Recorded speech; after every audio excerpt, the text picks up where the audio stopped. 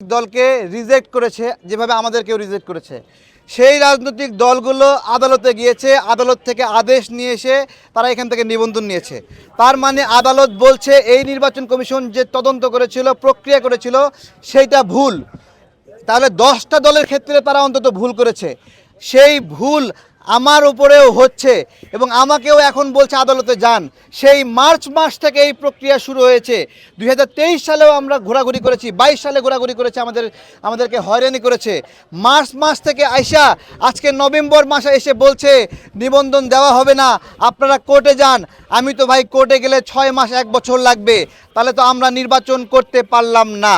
আজকে এখানে অনশন করতে হচ্ছে এই কষ্ট নিয়ে যে এই গণ অভ্যুত্থানে ভোটাধিকারের জন্য আমরা বললাম দেশ বাঁচাও, মানুষ বাঁচাও, ভোট বাঁচাও, মানুষ বাঁচাও, গণতন্ত্র বাঁচাও, লড়াই করলাম, অনশন করলাম। আজকে আমার নিবন্ধনের জন্য আমাকে অনশন করছে। যে অনশন ছিল ভোটের জন্য, সেই অনশন করতে হচ্ছে আমার দলে নির্বাচনের জন্য। ভাইয়েরা, সাংবাদিক ভাইয়েরা, বড় ভাইয়েরা, বোনেরা, এই আমজনতা দল হয়তোবা 2000 ভোট পাবে না, হয়তোবা 5000 ভোট পাবে না, হয়তোবা আমরা হেরেই যাব, হয়তোবা আমাদের কখনো সংসদে যাওয়াই হবে না। আমরা ওই জায়গায় নৈতিক প্রশ্ন করছি, এই নির্বাচন কমিশন এমন দলগুলোকে নিবন্ধন দিয়েছে যাদেরকে তারা রিজেক্ট করেছিল। এমন দলকে নিবন্ধন দিল 43 লক্ষ গ্রাহকের অর্থ আত্মসাৎ করা ডেস্টিনিকে নিবন্ধন দিয়েছে এবং 12 বছর জেল খেটে এসে তার শখ হয়েছে সে একটা রাজনৈতিক দল খুলবে, আর হলো এখানে সে আবেদন করেছে। এই কমিশনের অফিসাররা, এই কমিশনাররা হোটেল শেরাটনে এই ডেস্টিনি রফিকুল আমিনের সাথে গোপন মিটিং করেছে। কি ছিল সেই মিটিংয়ের বিষয়বস্তু আমরা জিজ্ঞাসা করছি। কেন তারা সেই মিটিংয়ে গিয়েছিল, কত টাকা লেনদেন হয়েছে, জাতীয় লীগকে কেন নিবন্ধন দেওয়ার জন্য লিস্টে তুলেছে, সেই শুনানির সময়ে কারা সুপারিশ করেছিল, কোন কোন নির্বাচন কমিশনার তাদেরকে সেখানে প্রস্তাব করেছিল, সেই প্রস্তাব শুধুমাত্র ভুল ছিল নাকি টাকা পয়সার বিনিময়ে ছিল।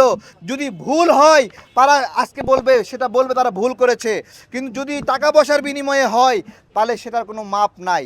আমরা নির্বাচন কমিশনকে বলছি আমাদের মধ্যে কোনো অসততা আপনারা পাইবেন না। আপনারা আশা করেছিলেন আমাদের একটা উপজেলা অফিসে গিয়ে চেয়ার পাইবেন, সুন্দর টেবিল পাইবেন। আমরা টুল দিয়েছি, আমরা 5টা টুল 600 টাকা করে কিনে আমরা 25 জন বসার ব্যবস্থা করেছি।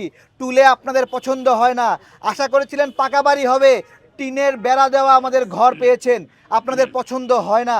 ভাইরে ভাই, রাজনীতি তো কেবল শুরুতে আমরা আছি, ছোট বাচ্চা আমরা রাজনীতিতে, এত গর্ব করার কিছু নাই, আমরা আসলেই বাচ্চা। কিন্তু আপনারা যেভাবে চিপ্পা ধরতেছেন, আপনারা নিজেরা ওই জায়গায় সৎ নাকি বলেন?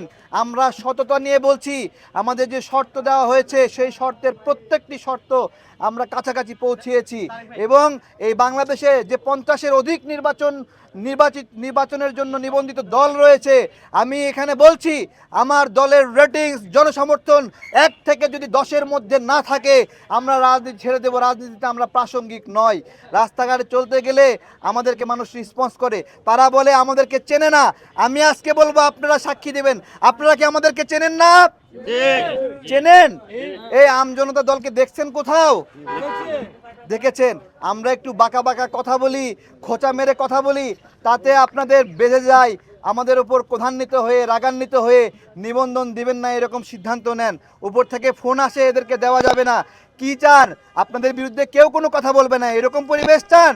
তাহলে একটা কাজ করেন, মানুষ সব মেরে ফেলে অসংখ্য রোবট বানান, সেগুলোতে প্রোগ্রাম দিয়ে দেন, শুধু আপনাদেরকে জি হুজুর জি হুজুর বলবে। এরকম চান? কথা ছিল উপদেষ্টারা নির্বাচন করবে না,